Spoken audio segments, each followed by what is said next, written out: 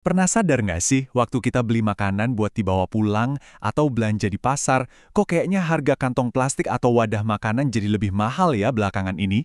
Nah, kalau Anda merasakan hal yang sama, itu bukan cuma perasaan aja. Kenaikan harga barang yang sering kita anggap sepele ini ternyata cuma puncak dari gunung es masalah global yang jauh lebih rumit. Yuk kita telusuri bareng-bareng, kenapa sih plastik tiba-tiba jadi barang mahal, dan gimana efeknya bisa merembet sampai ke warung langganan kita? Oke, kita mulai dari yang paling dekat dengan kita, langsung dari jantung perekonomian rakyat, pasar tradisional, dan para pelaku UMKM. Karena disinilah denyut nadi ekonomi terasa paling nyata, dan di sini jugalah dampak kenaikan harga pertama kali terasa pukulannya. Ini bukan sekedar angka, ini adalah jeritan hati para pedagang kecil di seluruh Indonesia. Buat mereka, kemasan plastik itu bukan pilihan, tapi keharusan supaya bisnis tetap ngebul. Jadi, waktu biayanya melonjak gila-gilaan kayak gini, ya modal operasional harian mereka langsung kepotong.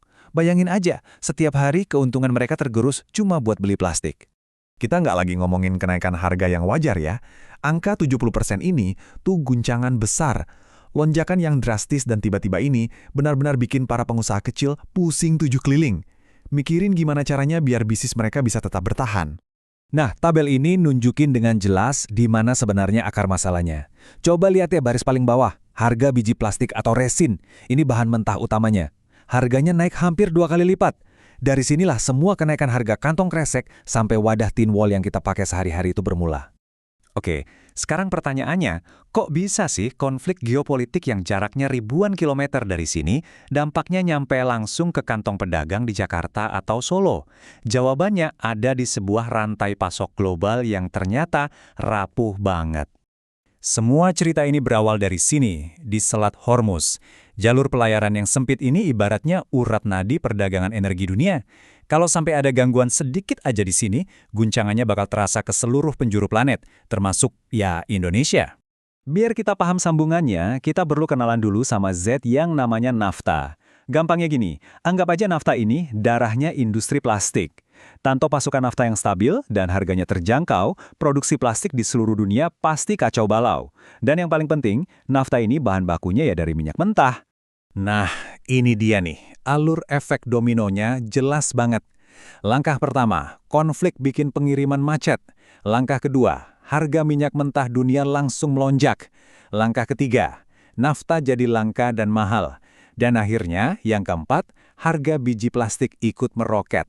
Sempurna banget kan reaksi berantainya? Poin kuncinya di sini adalah bahkan para ahli industri yang udah puluhan tahun makan asam garam di bisnis ini aja sampai kaget lihat kecepatan dan skala kenaikannya. Ini bukti kalau situasi yang kita hadapi sekarang ini benar-benar luar biasa. Oke, kita geser sedikit ya. Masalahnya ternyata nggak berhenti di harga yang selangit aja loh. Ada masalah lain yang nggak kalah pusingnya, yaitu soal waktu. Angka ini jadi kuncinya. 60% bahan baku plastik kita itu impor. Ketergantungan yang setinggi ini bikin industri dalam negeri kita jadi rentan banget. Begitu ada gejolak di panggung dunia, kita langsung yang paling pertama merasakan getarannya. Gini, karena pasokan dari Timur Tengah lagi susah, industri kita harus putar otak, cari sumber baru, misalnya dari Afrika atau Asia Tengah. Akibatnya, waktu pengiriman yang biasanya cuma 2 mingguan, sekarang bisa molor sampai hampir 2 bulan. Keterlambatan ini jelas bikin ketidakpastian yang luar biasa buat pabrik-pabrik di Indonesia. Masalahnya nggak berhenti di pelabuhan. Begitu bahan baku yang mahal dan datangnya telat itu tiba di Indonesia, muncul lagi gelombang tantangan berikutnya. Inilah yang kita sebut pukulan ganda buat para pelaku usaha. Ini dia, pukulan gandanya. Ibaratnya udah jatuh ketimpa tangga. Pukulan pertama, harga bahan baku dari luar negeri udah mahal. Pukulan kedua, ongkos buat ngirim bahan baku dan produk jadi itu ke seluruh penjuru Indonesia juga ikut-ikutan naik. Pengusaha jadi benar-benar terjepit dari kanan dan kiri. Logikanya sebenarnya simpel banget. Harga minyak dunia yang tinggi, ya pasti bikin harga solar buat truk juga jadi mahal kan? Nah, kenaikan harga solar ini secara langsung bikin biaya operasional truk naik sekitar 8%. Mungkin kelihatannya kecil, tapi dalam skala industri logistik, ini adalah kenaikan biaya yang sangat besar. Ujung-ujungnya semua beban ini menumpuk di pundak para pemilik usaha kecil, pedagang kuliner, pemilik warung, dan UMKM lainnya. Mereka jadi kayak makan buah si malakama, mau naikin harga jual takut pelanggan kabur, tapi kalau nggak dinaikin, ya keuntungan mereka yang udah tipis makin abis tergerus. Serba salah. Jadi, ini jelas bukan lagi sekedar soal harga plastik. Ini udah jadi reaksi berantai yang mengancam harga banyak banget barang, mulai dari makanan yang kita beli sampai produk-produk lainnya. Dan pada akhirnya, ya kita semua sebagai konsumen yang bakal ikut merasakan dampaknya.